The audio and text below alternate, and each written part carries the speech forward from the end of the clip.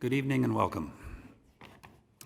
Victoria Sambunaris, but you can call her Vicky, comes to us from her home base in New York, although anyone familiar with her photography might have assumed that she lives anywhere but the great metropolis.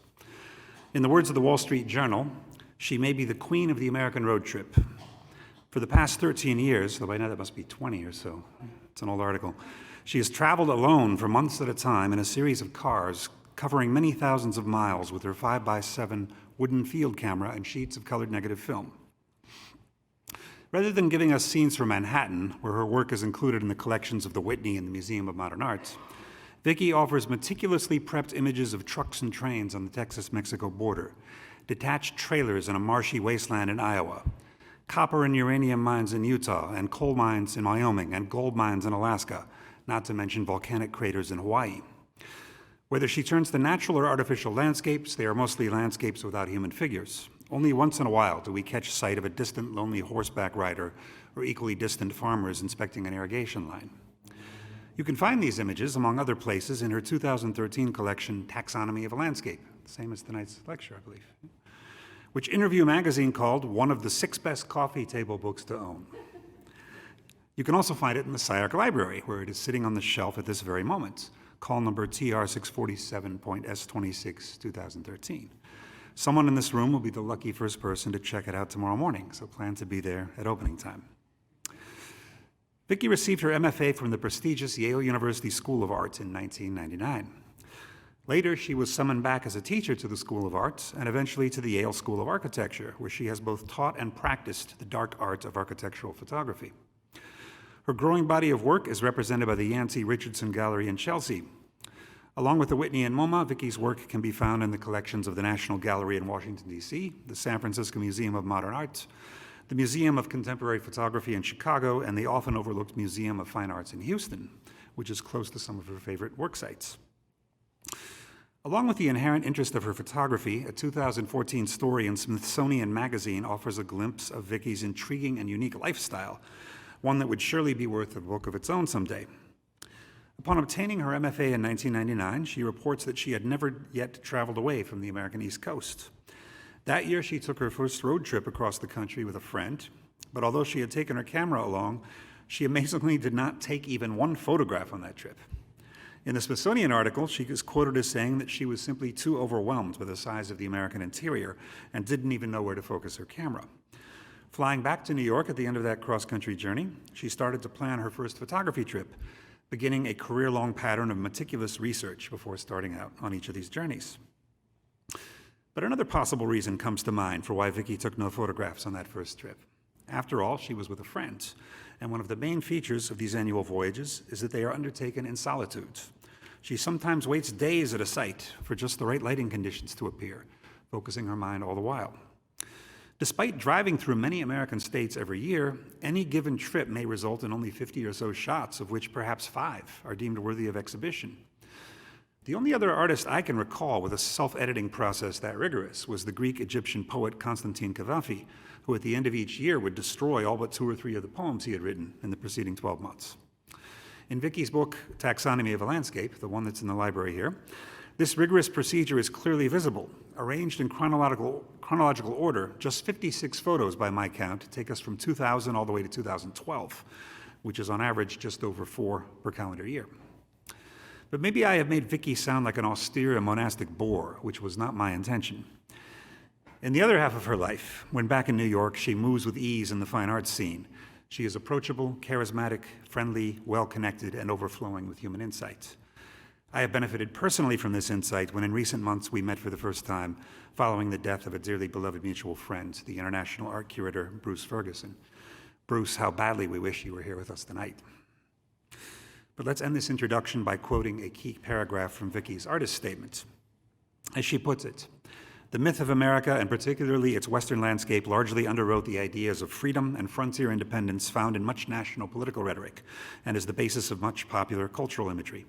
Today, these same landscapes are deeply charged with social interventions that contradict those mythologies and instead present a harshly pragmatic, yet sometimes sublime and sometimes negative set of images. These mythic spaces are both aesthetically and politically linked, now inextricably. On that note, prepare yourself for a photographic journey, both relaxing and mentally stimulating at once. Vicki, thank you for joining us at SCI-Arc tonight.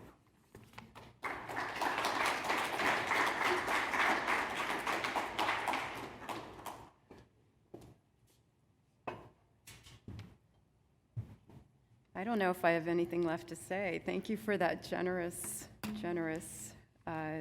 introduction, Graham. And thank you to the SCI-Arc community for inviting me here to speak about my work tonight. Phil, thank you for making this all work. I was worried about it. So I think I'll just, whoops, I think, sorry. I think I have it. Is it this one? Yeah, sorry. Thanks, Phil. This is this first photograph. This is a photograph taken by Jason Schmidt. I'm hanging on the edge of a coal mine, but that's the setup for what you'll see here tonight.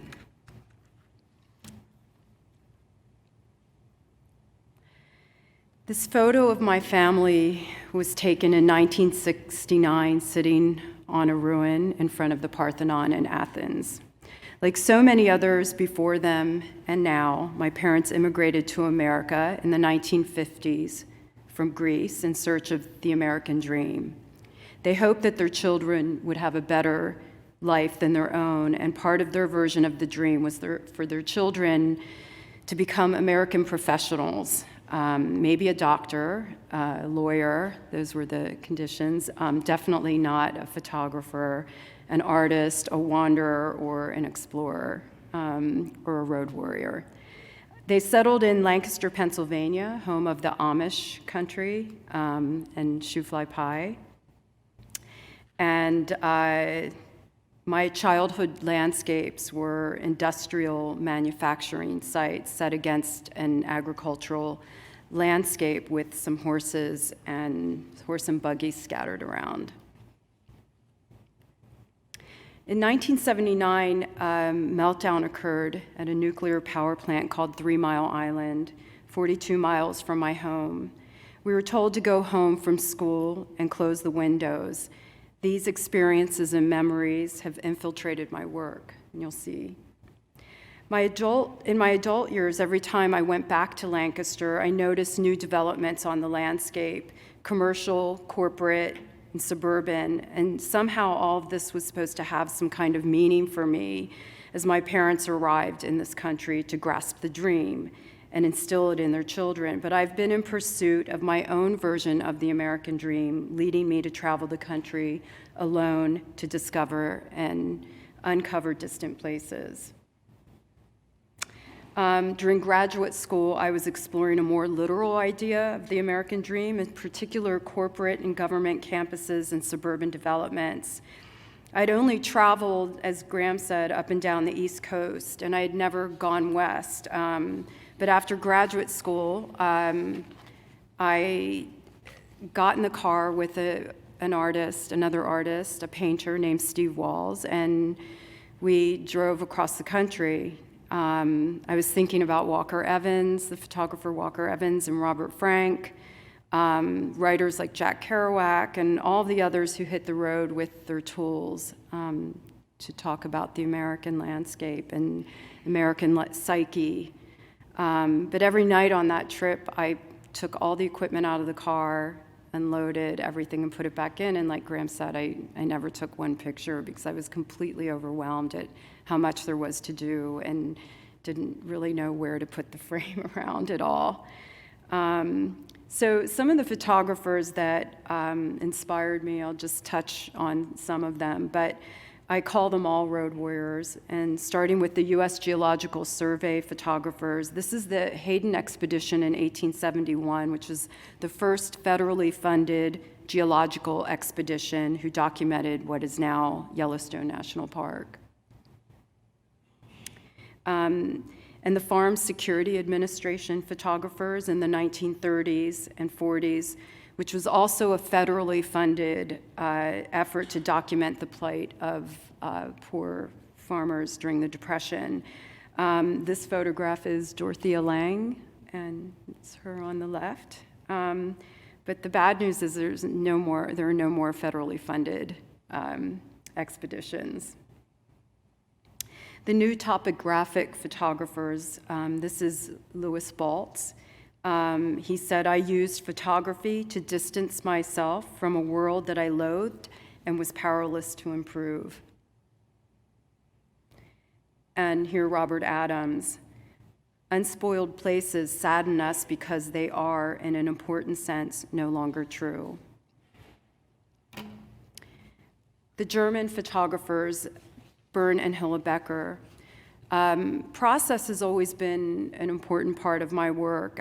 Hilla Becher said, "If someone works at something for a really long time, then something comes out of it. The artist becomes free through the work process itself, the daily routine."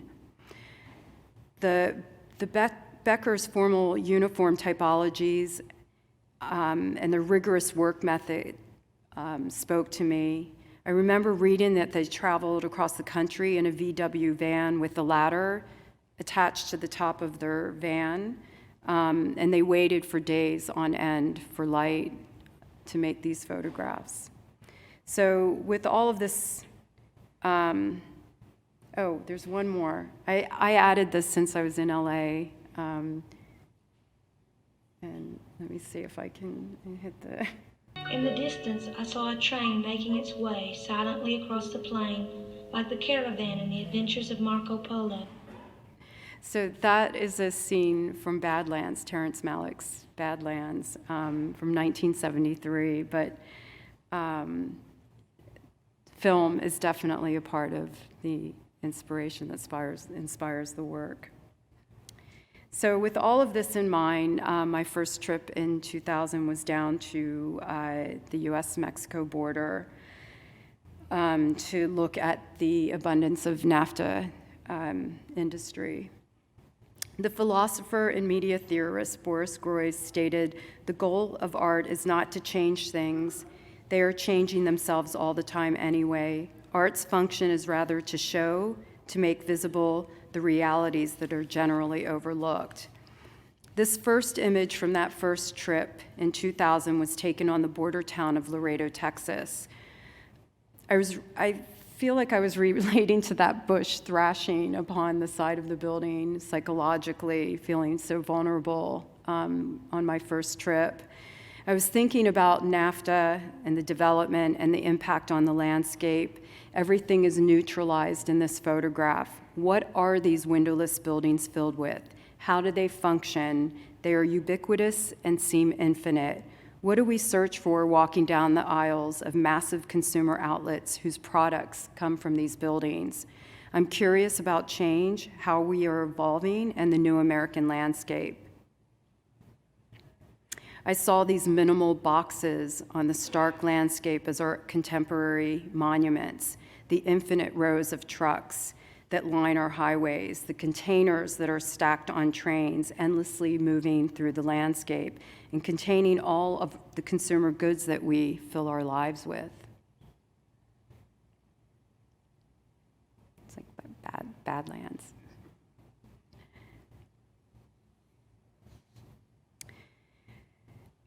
So this is a map from information taken from the 2014 Census Bureau, which shows the most common jobs in the U.S. And portends the direction we're moving as globalization and automation infiltrate our economy.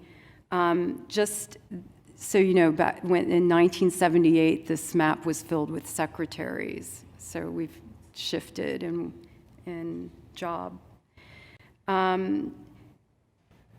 Yesterday in the New York Times, there was an article stating that Amazon revealed their carbon footprint for the first time, and they emitted 44.4 million metric tons of carbon dioxide in 2018, and that's the equivalent of burning almost 600,000 tanker trucks worth of gasoline. So that would put them in the top 150 or 200 emitters in the world. So I just thought that was a curious fact. every time you press that Amazon button.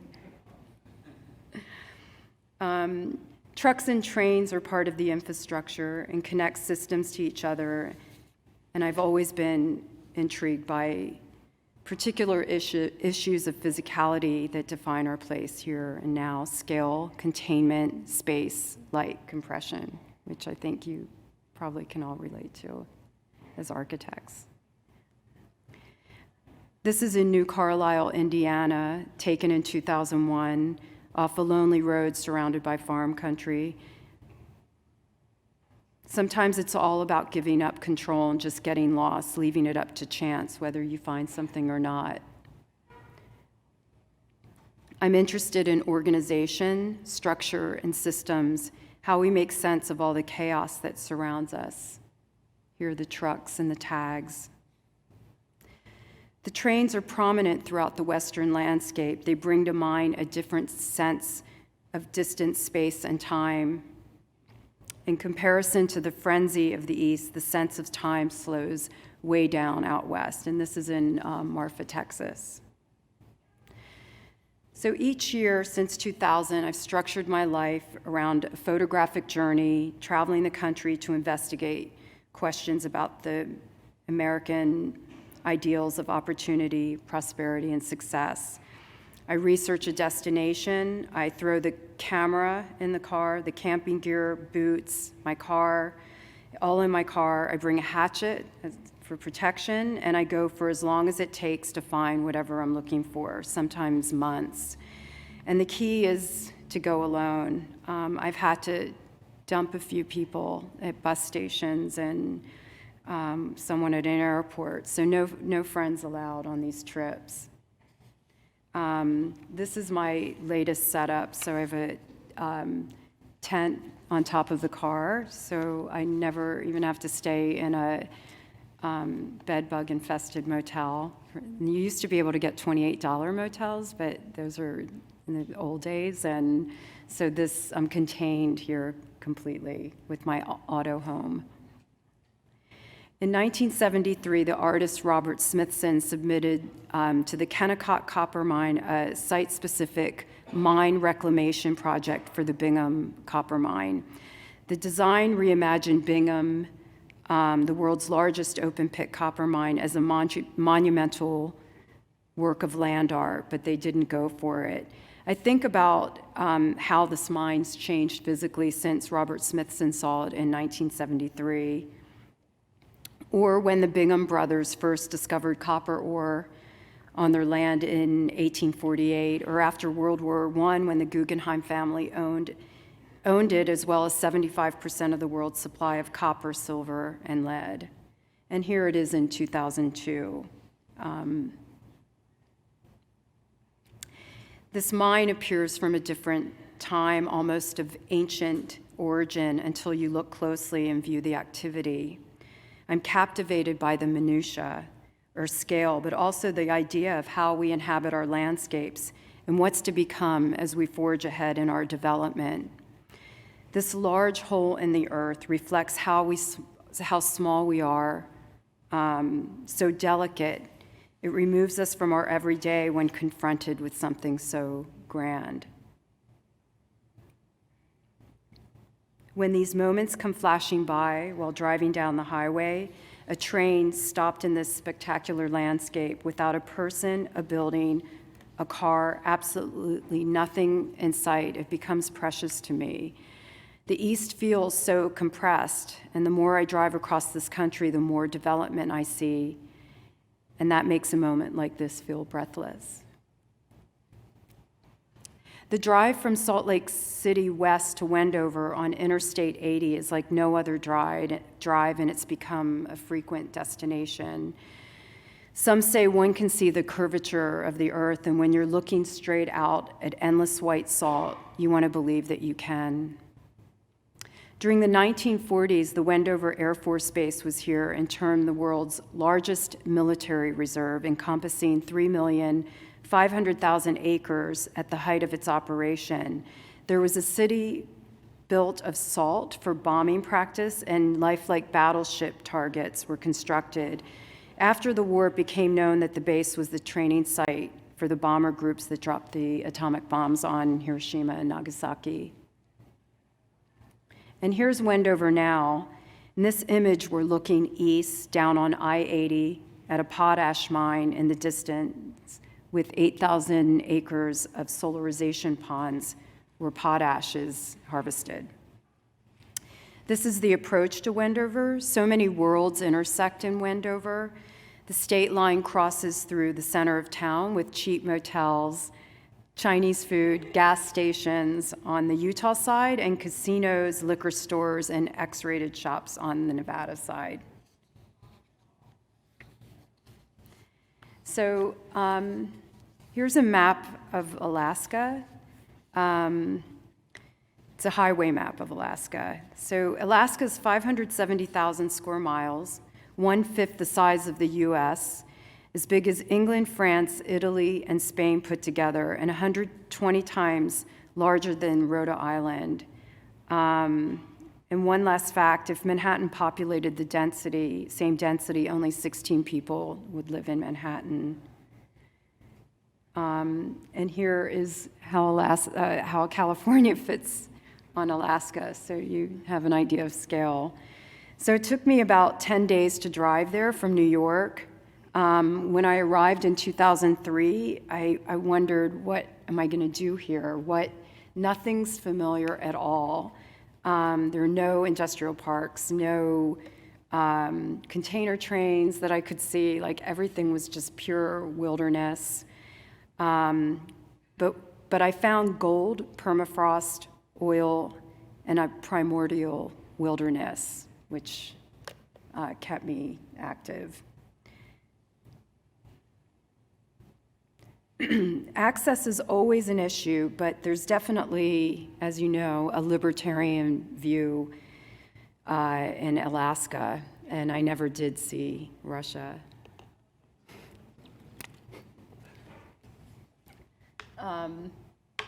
I was looking. Over and over again, I kept looking for access, and people would say, "This is Alaska. We're not like the lower 48. We don't care what you do." So this mine is a gold mine, and it operates 24 hours a day, 7 days a week, kind of like the school here does. In the summer months, you have the midnight sun. So I arrived at this mine at 11 o'clock at night, and I worked until 5 in the morning. And this was the last shot I took before I left in the morning. In order to get into this permafrost tunnel in Fairbanks, you call the Cold Regions Research and Engineering Laboratory Field Station. A Major Doug Anderson from the U.S. Army Corps of Engineers told me to meet him at the pipeline viewing station just north of Fairbanks. So I was totally paranoid. I thought I'd be taken away and interrogated, and this was before Trump. But we drove to an isolated location, and once there, we went through a locked gate. And this man sat me down and said, "What do you know about the history and geology of Alaska?" And I said, I know nothing. And so we talked for about 4 hours, and he educated me on what I needed to know. Then we clashed on politics after that, and I thought he was going to boot me out. But he handed me a parka, and he's like, "Let's go into the tunnel." So this is a permafrost tunnel. Permafrost is permanently frozen soil and lies underneath about 80% of Alaska.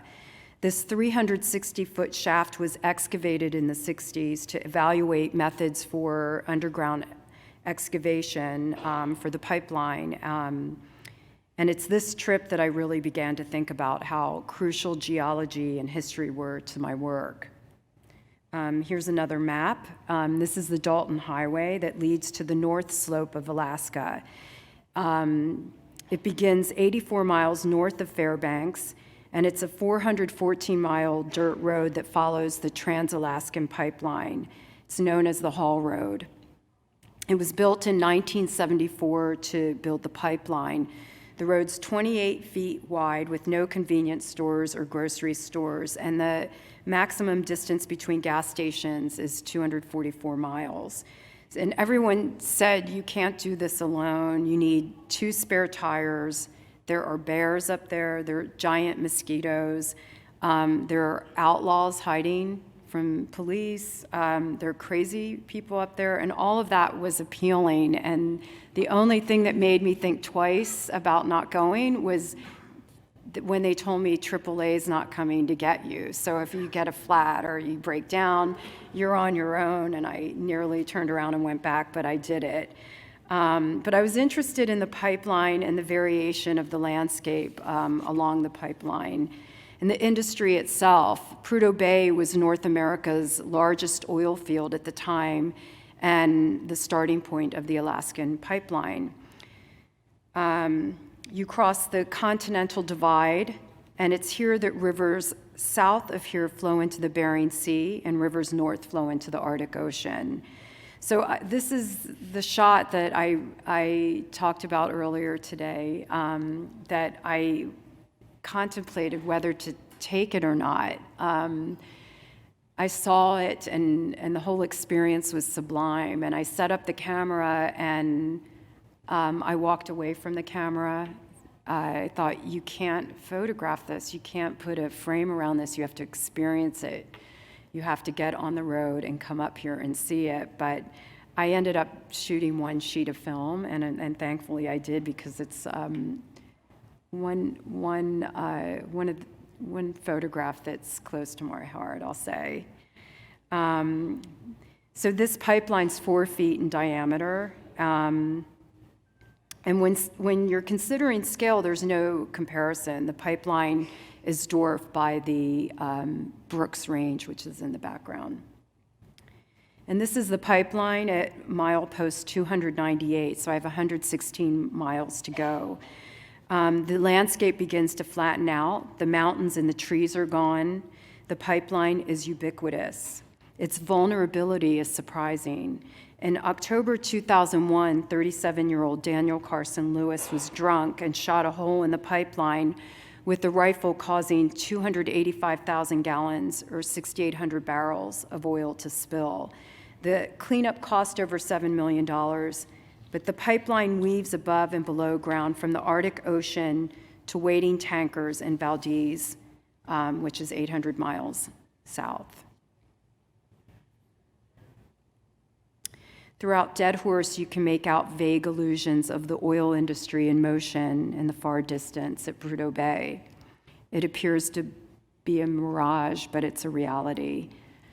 The town of Dead Horse was established to support oil development in the surrounding area of Prudhoe Bay. It appears to be a modern-day Wild West with dirt roads, large diesel trucks, and lots of large men. And virtually all businesses are engaged in oil field or pipeline support activities. So it's basically a man town.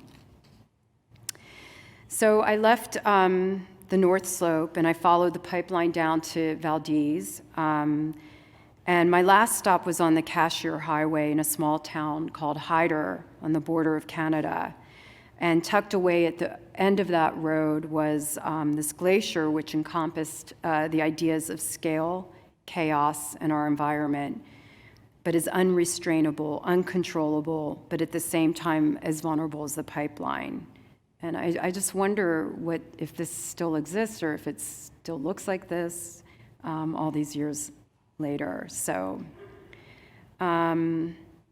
So the Alaska trip, I learned a lot about myself and how to approach landscape. And with all of that information, I continued on.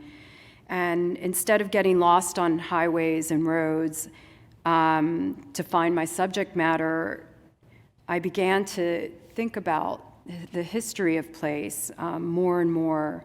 This is Hercules Gap in Ely, Nevada, 2 ancient monoliths embedded in a barren landscape. But what's most interesting is that the small road leading through these 2 forms is the road for some it's the final view for some people arriving at the Ely Maximum State Prison.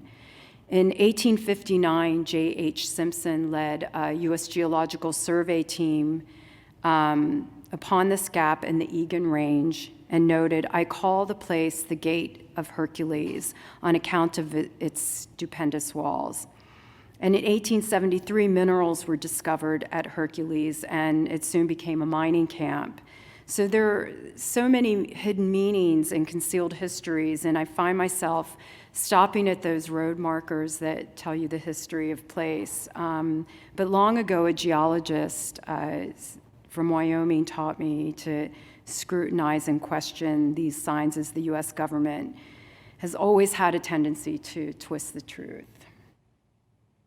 This is Pilot's Peak in Nevada, a landmark for early explorers and pioneers while crossing the Great Salt Lake Desert. In 1846, short of water, the Donner Party abandoned their oxen and wagons to obtain water at the springs at the base of this peak, unaware of their destiny that lay ahead. For others, this is a glorious backdrop to an industrial landscape.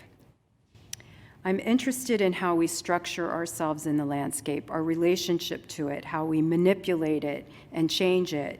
Here we have a gold mine blast, and this is a lithium mine in Silver Peak, Nevada.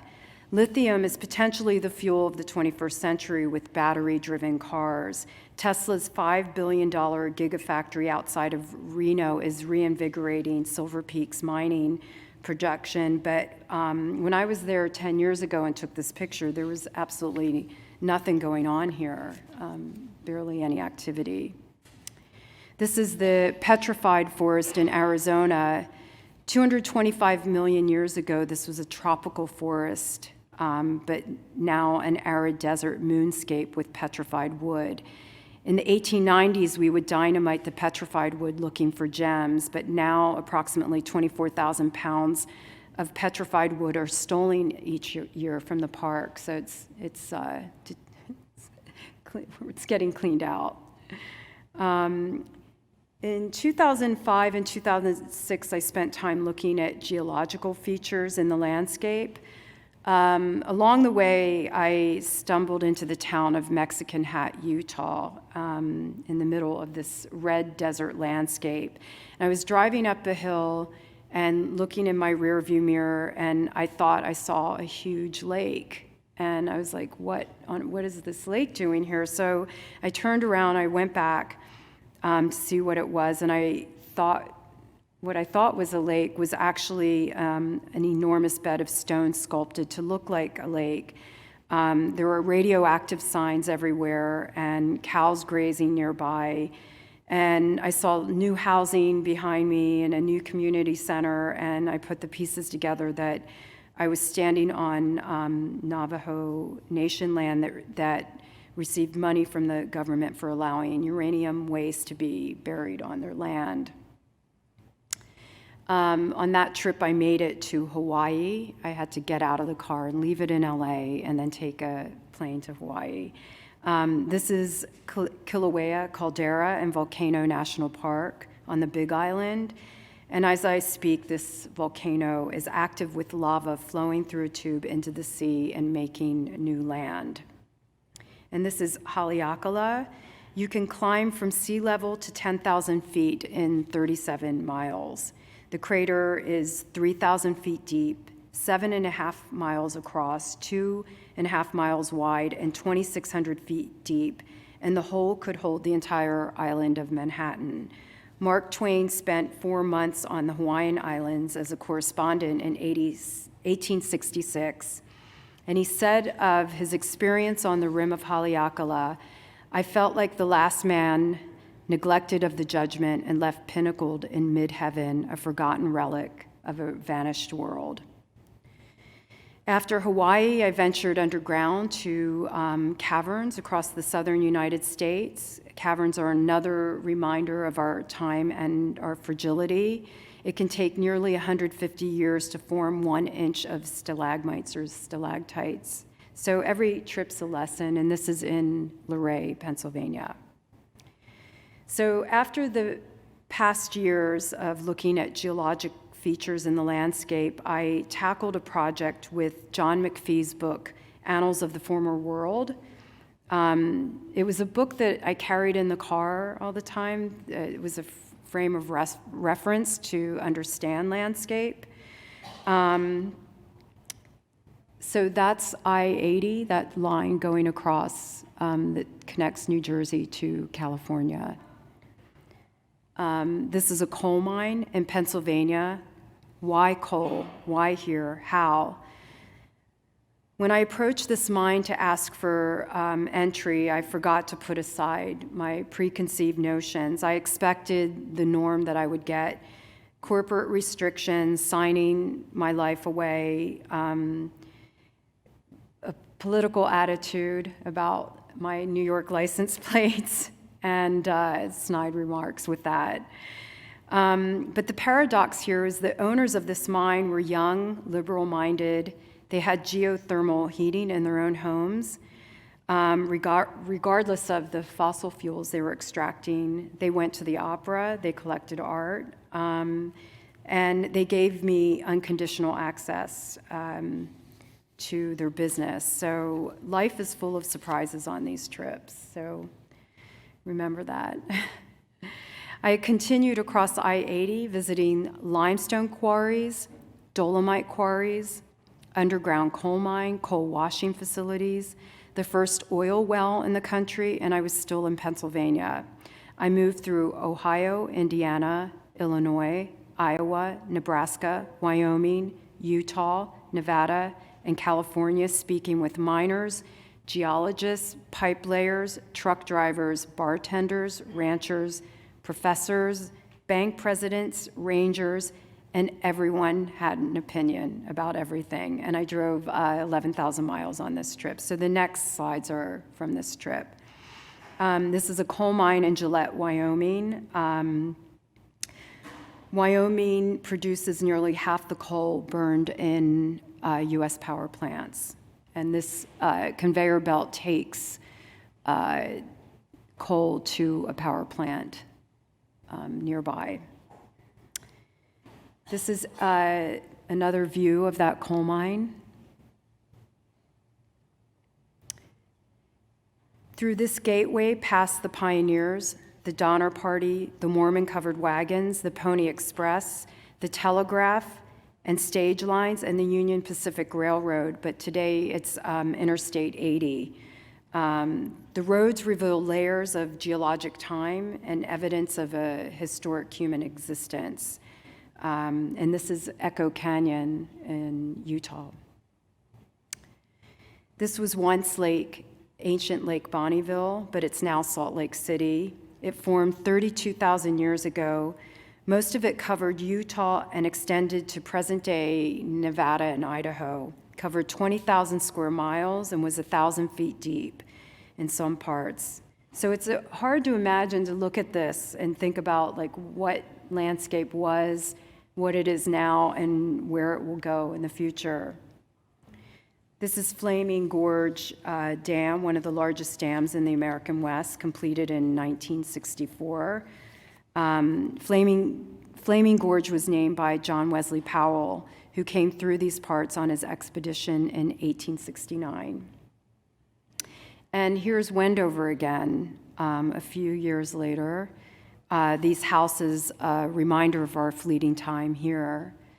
Robert Adams writes, "Though the mountains are no longer wild, they still dwarf us, and thereby give us courage to look at our mistakes.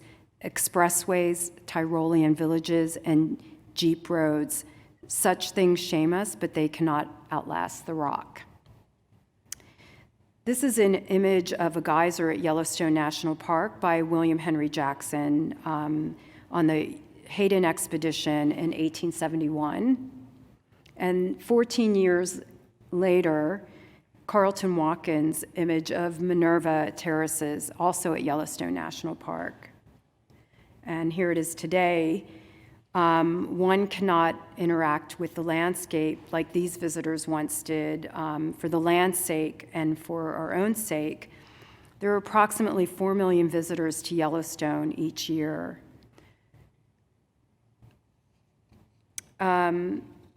So while on my I-80 journey with the McPhee book, I met a geologist who was the son of a geologist that traveled with McPhee. And I sought him out to ask him questions about landscape, and he led me on an expedition to Yellowstone National Park. And the information I gained from him was invaluable, thinking more and getting deeper and closer to landscape to form this body of work. The fact that the largest active volcanic system in North America is situated below one of our most popular national parks was intriguing to me. All of central Yellowstone National Park is a caldera, a giant collapsed crater of a non-extinct volcanic field. The caldera is 45 miles long and 34 miles wide and has gone into major eruptions at intervals of 600,000 years. So the last eruption was 600,000 years ago. So we're in for another one. And on this trip, I met people that had their escape routes planned out and ready to hit the road when it goes. There are over 10,000 geysers and hot springs, fumaroles, and mud pots in the park. And the Earth's crust is approximately 90 miles in most other lands, but 40 miles at Yellowstone. And here's a topographical map of southern Idaho, and you see the crescent-shaped depression at the bottom is evidence of the volcanic activity that happened from the Yellowstone caldera. So as the North American plate moves south and west across the hot spot at Yellowstone, it's now in Idaho as the plates move. This is Snake River in Twin Falls, Idaho. Lava flows and volcanic eruptions carved out this landscape. The Bonneville flood rushed through here, creating this canyon about 14,500 years ago. So the impact of geology in our immediate existence is a curious notion and affects our habitation, our migration, our cultural development, but even our psyche. And here I stand on Menon Butte in Idaho with an elk farm in the foreground and lava fields in the distance. My travels around Yellowstone led me to this talc mine in Montana. Mines allow us to examine geology when I'm not sure what I'm looking at. Besides baby powder, talc is used in everything from olive oil processing to paper products to chewing gum, and it's why your dashboard doesn't crack like it did in the 1970s, if you even were alive back then. But like with everything, prosperity can turn to catastrophe, and this is the Berkeley Pit in Butte, Montana, that's now a Superfund site.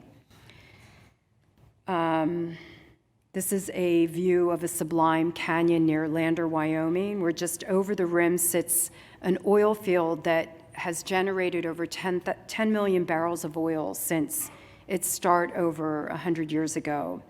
So there's so much we don't know and can't see, and it's our responsibility to ask questions and to think about where we're going. So after 10 years, I went back to the border area, the US-Mexico border, with a different frame of mind, a broader scope, and a more expansive view. Understanding the politics, culture, and history is critical while attempting to penetrate further and deeper into our psyche. The tightening of the approximate 2,000-mile border has unleashed conflicting reactions, forcing us to confront issues relating to our attitudes, misconceptions, our addictions, including cheap labor, cheap consumer goods, drugs, racism, corruption, fear, hate, and economic disparities. So in October of 2009, I left New York and went down to the border and spent 2.5 years on and off working. This is the Big Bend, this is the Rio Grande and the Big Bend National Park. The deepest channel of the Rio Grande forms the international border, which has been heavily enforced since September 11th. So while down here I heard frustration from both sides, the Mexicans livelihoods have been affected by the changes, and tourists have felt deprived because you used to be able to just get a canoe and go across and go have lunch on the other side, or go explore the other side, then get back in the canoe and go camp in Big Bend, but that's all ended. The Rio Grande ranks as one of the youngest major river systems in the United States, and serves as the border east of El Paso before the river turns north into New Mexico.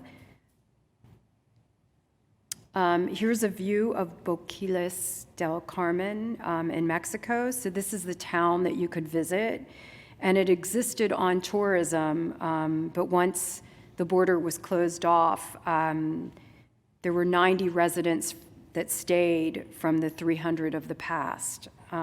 But it's opened again, but you have to go through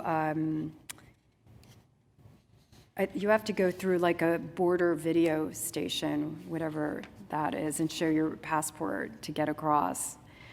At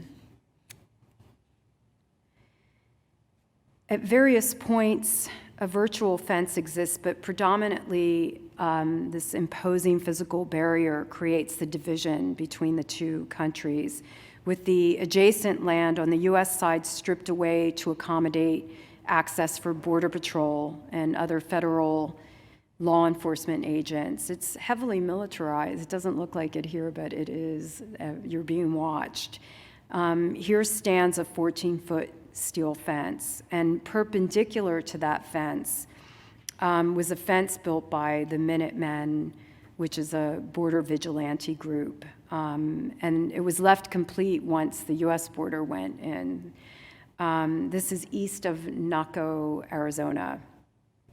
And here's a view of the border, another view that goes into infinity. And here's another view. These are all in Arizona.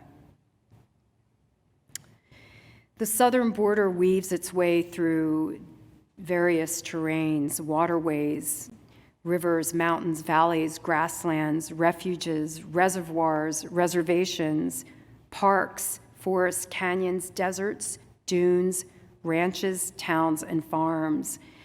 The extreme physical diversity of the landscape along the border fluctuates between dense urban sprawl along the dividing fence, where you can practically see into people's homes, to remote, uncultivated desert areas with ancient geological formations. And this is at the grasslands at Coronado National Monument in Arizona. And this one is this is in California, and this fence is engineered to move with the dunes that fluctuate. And this is in Jacumba, California. So the border fence stops short on the right side. You see where it stops at the mountain. So you can go around it if you want. My work took me from Brownsville, Texas to San Diego, crossing into Mexican border towns at particular points along the way. So this cargo train skims the border with the Colonio Anapra on the left side. It's one of the poorest neighborhoods in Juarez, Mexico. In 2003, an FBI sting operation went wrong when bandits from the town stopped the train at this point to unload goods into Mexico. So you could throw things over and it would stop the train, and then you could load all the American consumer goods into Mexico, where many of them were probably assembled and came from. So the sting operation went bad and something happened, but We don't have to talk. So from Texas to California, the border perimeter is its own country, and like no other place that I've experienced in the U.S., there's a quotidian stream of human traffic and commerce that exists both above ground and underground, and an exchange of customs and traditions flowing north and south that's thrived for centuries. Life there is seductive and entices the souls who live there. And so this is a train crossing over, and the orange side is Mexico, the rusted side is the United States. So each person I encountered has a captivating story about their life on the border and how they arrived here. A Mexican shepherd from Boquillas, an archaeological steward from Redford, Texas, a city administrator in Presidio, Texas, a rancher in Douglas, Arizona, a watershed coordinator in San Diego, and the mayor of Columbus, New Mexico, who I found out later was arrested for running guns from New Mexico into Mexico. So my many encounters along the way breaks the monotony of life on the road and keeps things interesting. It's part of the reason I go and thrive on that physical experience and the random encounters that I have with people. And I imagine myself more as an explorer, maybe an anthropologist, in addition to being a photographer. So there's lots of stories from the road, and as Graham said, I'll probably write a book later down the line. And here's some video footage. So occasionally I pick up a video camera and document something that I'm seeing. This is Michael roping down in Del Rio, Texas.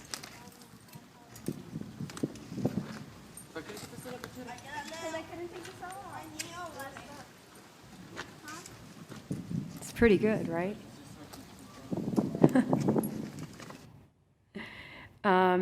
This is a blast at a coal mine in the coal mine in Pennsylvania. Sorry that I shot this on film, so it's... Yeah, go ahead, Richie. We got you. 5, 4, 3, 2, 1.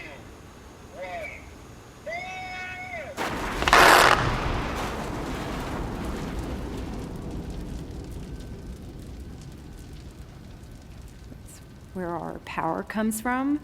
And this is these are miners extracting slate.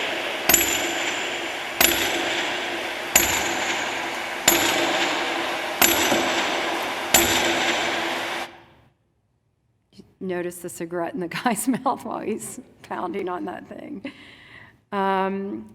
So how do you make sense of all this work and make this somehow coherent, all these experiences and the things you see and photograph?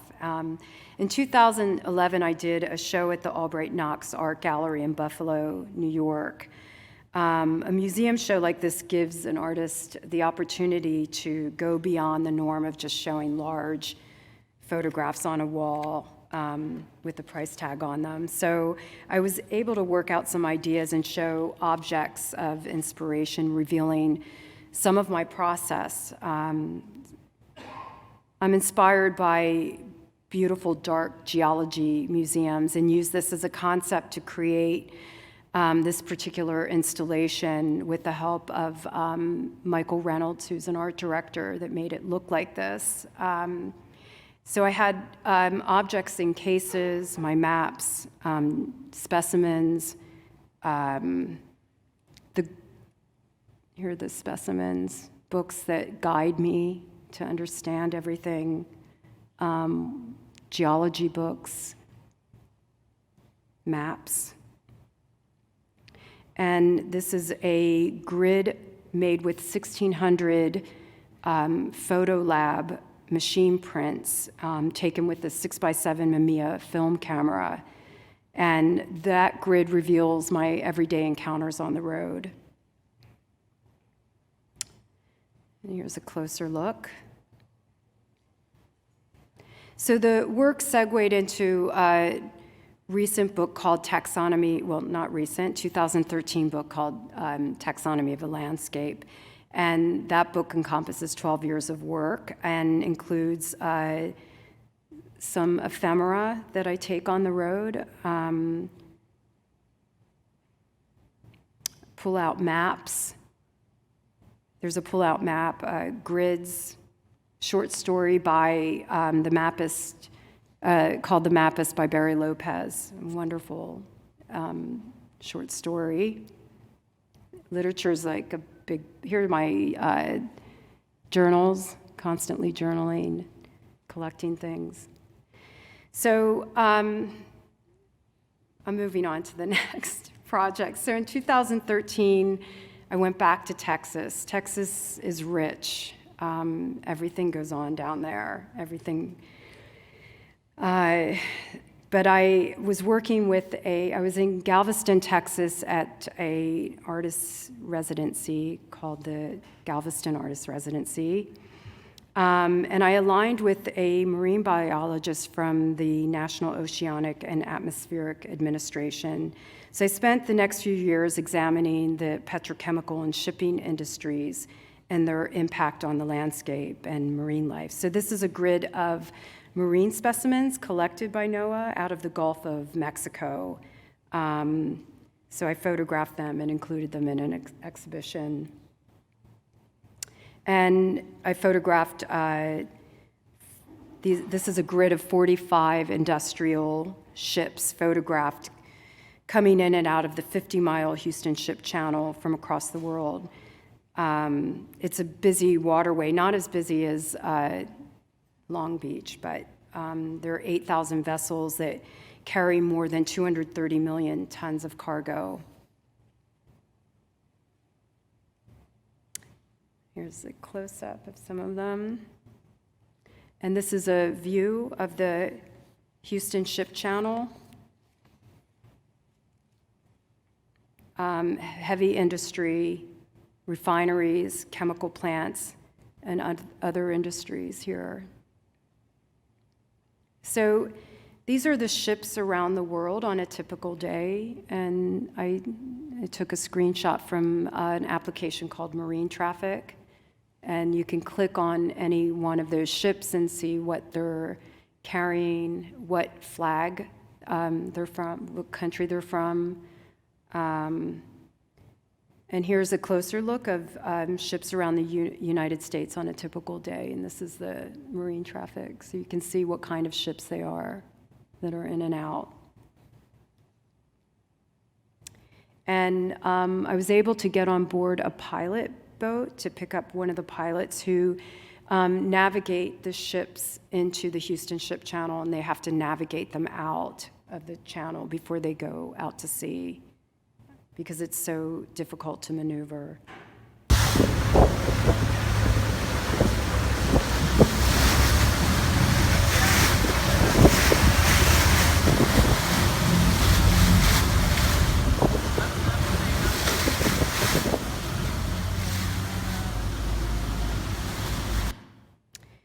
And a few more images from that body of work. Called Nexus from 2016. This is in Galveston.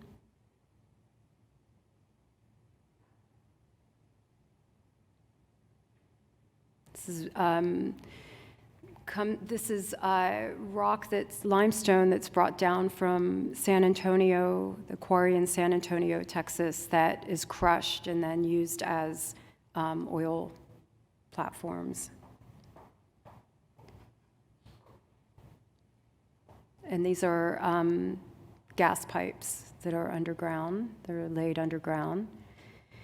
And this is from my latest body of work called Landmark, and it was shown in New York in 2018.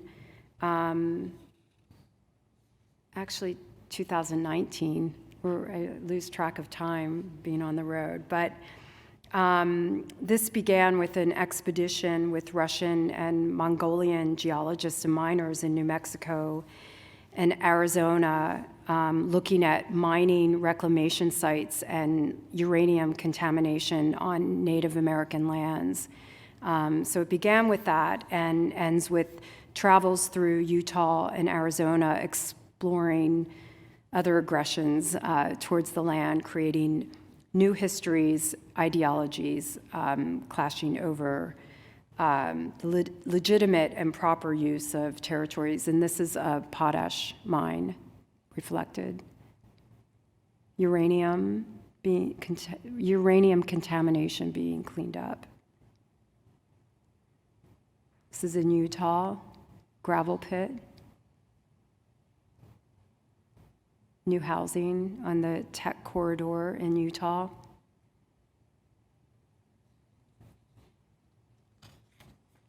Pump jack.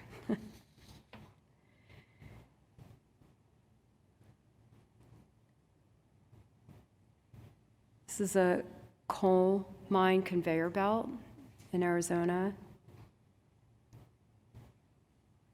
And that's the last image. And I just want to end with a quote by geographer Pierce Lewis. If we want to understand ourselves, we would do well to take a searching look at landscape. The human landscape is an appropriate source of self-knowledge because it's our unwitting autobiography reflecting our tastes, our values, our aspirations, and even our fears. So that's it. Thanks.